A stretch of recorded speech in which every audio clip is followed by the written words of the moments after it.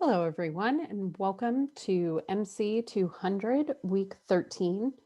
We are wrapping up our visual journalism chapter, and this chapter in your textbook discusses visual journalism in terms of both still visuals as well as moving images or videography. For the purposes of this class, I'm mainly going to focus on the videography side of it. However, we do know that photojournalism, which is still photography, is still a very important part of visual journalism.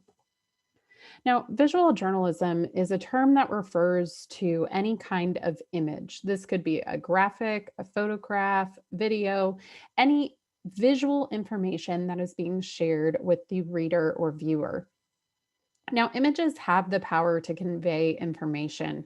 Sometimes an image is really what draws the audience into the story and makes them feel something that words don't really have the power to. You can see some of the most iconic images from the last few decades to your right and just get a sense of what the story is, even if you don't know what the actual uh, story is about. Now, visual journalism also lends itself to a sense of realism with your audience. It makes the viewer or reader feel like they are there. This sense of realism is really what took television news uh, to the mass medium and made it the most popular form of getting news for many years because it transports the viewer to the location so they can see with their own eyes what is going on. And that really continues to be what makes television so unique as a news source. Now, it's important with visual journalism that you think about the story in multiple perspectives. You need to think about what's written, what the words you're using are, the photography, the video, and the audio, and how all of those elements can work together to tell one cohesive story. Now, images should also add value. You shouldn't just be using an image just to use one. It should add to the storytelling elements and bring a new characteristic to the story that wasn't there before. Now, when you're shooting visuals for journalism, there are a couple of things that you need to keep in mind, and this goes for both still photography as well as videography. Now, focus is really important in terms of shooting because you need to make sure that the subject is clear and sharp. If you've ever taken a blurry photo, you know that they're not really helpful. It's not very usable. But it's also important to think about what are you focusing on? Just as we have to think about what theme or main idea we want to draw out of maybe like a large meeting, and that becomes the focus of our story. In the same way, when we're shooting visuals, we need to think about what are the elements that we really want to focus on. In addition, we want the camera to be steady. I think a lot of videographers and video journalists tend to think that if they move, they can show the audience more. But actually, the movement of the camera takes away the sense of realism and it tends to distract an audience more than add to the value. Of course, there are some times when panning across a large room may help the audience to see and get a feel for a very wide area, but we should use those as exceptions rather than things that we should regularly be using. In addition, we want to show action in our visuals. We want to show people or things that are in motion. Just having a headshot of someone is not nearly as compelling as showing them doing what they are being featured for. And so we want to keep that in mind. We should also be shooting on the rule of thirds, and I will talk about that here in a second. The rule of thirds is if you split a screen, both vertically and horizontally, into three spaces, that you're shooting on the thirds, the one third or the second line, in order to help the audience focus. Again, I'll show you some visuals to make that a little bit more clear. When we're shooting visuals, we should also be trying to get sequence shooting. This is especially important in broadcasting, but can also be important for print journalism because you need to move around. You need to try to find different angles of the story. If you are just shooting a classroom, for instance, and you only shot video and photos from the top of the room where the lectern is, you wouldn't get a true sense of what it's like being in the back of the room as a student. So you really want to move around your space and try to get visuals from all different angles. That also includes how you're shooting. So wide, medium, and tight shots, which I will go over visually here in a second, as well as shooting high. So getting on top of a building or getting an aerial shot with a drone, or even low where you're on the ground shooting from the floor, like these three videographers are doing in this photo. This is actually a picture of my husband. He's on the far left shooting the SEC Media Days. We also want to think about audio and natural sound. While audio and natural sound are, of course, critically important in radio, they're also very important in television. A lot of times we think that the images are the most important, but a lot of television audiences tend to watch the news while doing other things. And so it's audio and natural sound that can draw in their attention and make them understand what's really going on. So we still need to think about how images, video, and audio pair together with the words that you write in order to tell a cohesive story. This, of course, makes visual journalism a lot more difficult in many ways than straight print journalism, where you're just having to focus on the words. Now, I talked about the various types of shooting. This is what we would call a wide shot. Of course, it is much wider. It shows a broader range of the area that you're trying to shoot. And this is really good for establishing the where. So, if you are trying to tell the audience where you are, it's great to use a wide shot to do that because I know I'm at a harbor where if maybe I just saw the kids, I might not be able to tell where they were. I can tell I'm at a crime scene in the second one, or I know what city this is. So these are wide shots that we use. Now, medium shots are really the bread and butter of visual journalism because it allows us to get closer to a subject area where you can see the majority of their body. Sometimes, like in the third shot of the student putting the book into his background, we may even only be shooting from the torso up, which is fine. Um, and it allows you to put the emphasis on people and things that are in motion, that are active. And so these would be considered medium shots because they're not wide enough to get the entire background, but they're focused instead on people. Now, tight shots are those that bring attention to certain details. They become close up elements of what we want to look at. And so, even though I can tell by this first shot that I'm at a police scene and this is a police car, without showing you broader where it is, you may not know, but it gives you details about the cops that are there. You know, I can tell that maybe this is a sheriff's department.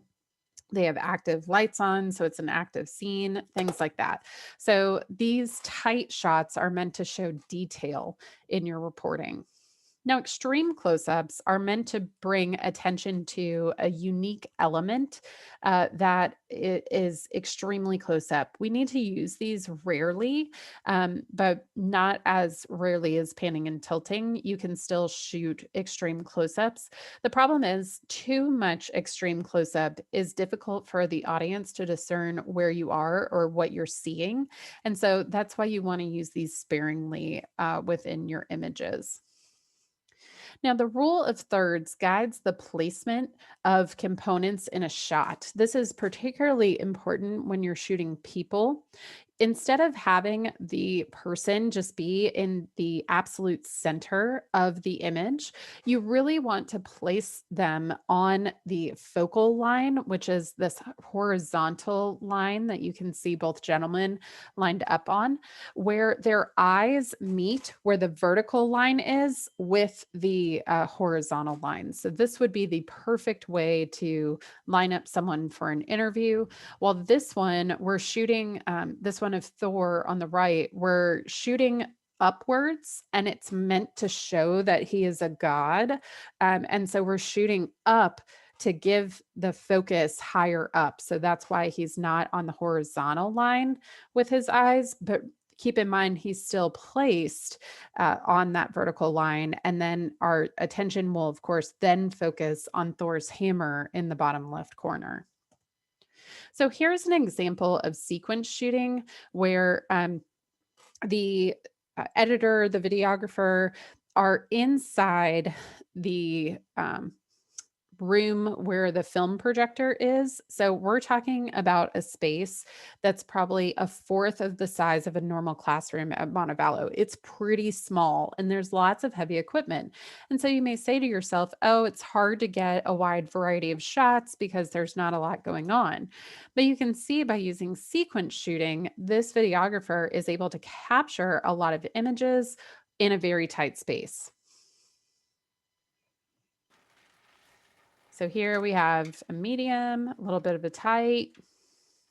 I started to work here in about Close up, 1947 when I was a sophomore in school. a little bit wider, extreme close up, When I was working here, medium shows World War action, II, close they up, ran medium. 3 and sometimes 4 changes of pictures per week. Close-ups. 50-some years.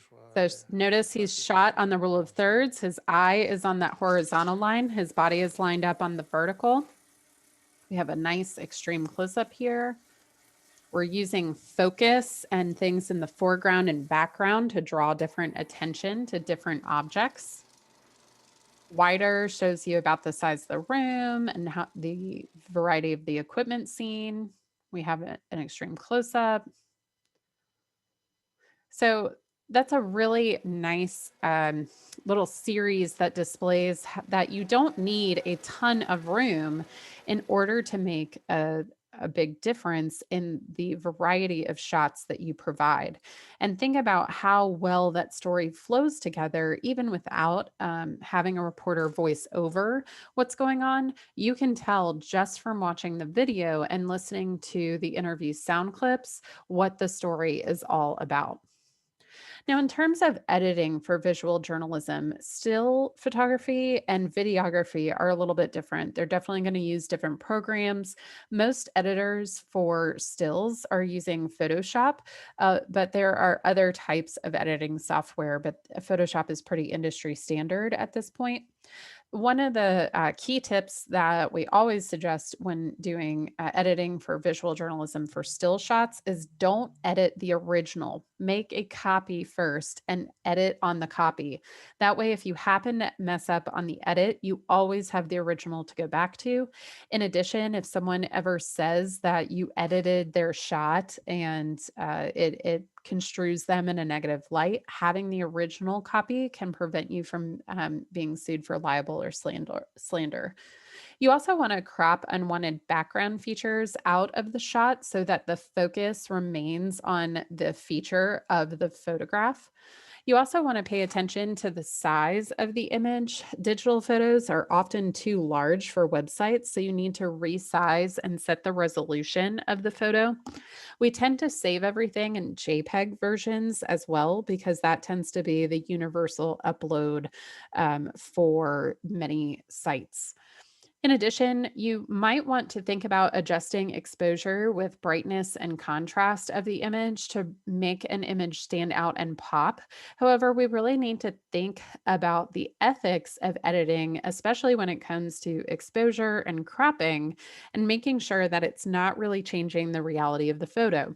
For instance, Time Magazine very famously darkened O.J. Simpson's skin to make him seem more sinister and criminal.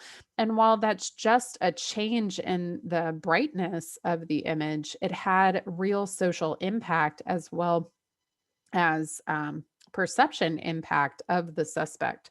So pay close attention to the ethics of editing photos and video. Now, in terms of editing video, there are a couple of industry standard programs. The one that we teach you is Premiere Pro, and this is probably what I've used most often in my career. You can see a Premiere Pro timeline down there at the bottom, and that's actually the entire Disney Plus viewing of Hamilton, which is just so impressive to see that final product there. Up top, you can see my husband using linear editing systems, which is tape to tape, what we used to use. Tape to tape or linear editing is very unusual now. Almost every single newsroom is going to have digital editing like Premiere Pro or Avid or Final Cut. Those tend to be the most industry standard.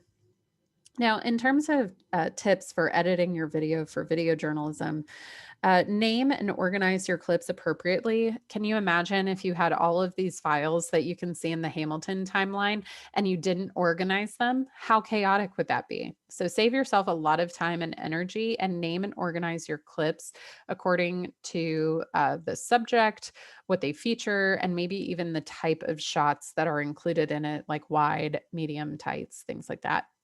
You typically want to have quick edits, 5 to 8 seconds per clip for news. This allows the story to be faster pace and allows the audience to see more of the scene around them.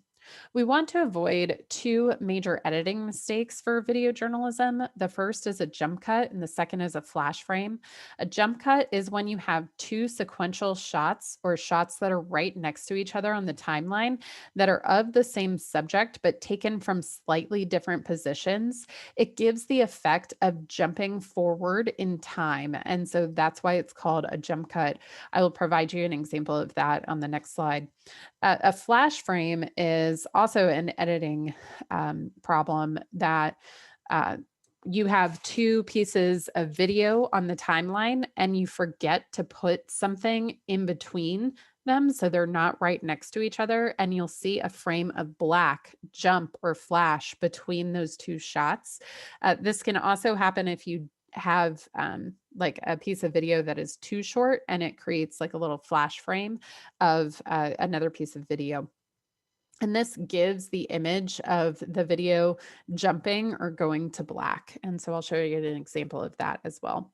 So here are some jump cuts that actually aired on a station. Resident of North Central Florida for 16 Getting years, in the car. she recalls Hurricane Wilma in 2005. Now she's magically out of the car. How did she do that? She jumped in space and time to get out of the car magically. Now you see that she was standing there, but then she just moves slightly. Those are both jump cuts within this package. So just because it's on television doesn't mean it's good editing, guys. Here's an example of a flash frame. So did you see the words flash frame flash between these? They're going to slow it down. See? So when you have two pieces of video, like the guy shooting at the beach and then the girl on the balcony, it has a tiny bit of black in between it. In this case, they have it labeled flash frame. It would be almost impossible for me to even catch it. But when you're running it through the sequence, you can still see it. See? So it's really easy to have a flash frame, but you can prevent that by putting all of your clips up next to each other. So now that you've learned a little bit more about visual journalism, I want you to go into your discussion board, talk about the effects of visual journalism. Your TV pitches will be due Wednesday, November 18th for your final TV story. And then do the homework for chapter 14, exercise 1. This is actually an analysis of how video is used in local news. So make sure you read the instructions for that. And then finally, as a quick reminder, your newscast evaluation is due Friday, November 20th. If you have any questions, please let me know. Otherwise, you guys have a great weekend.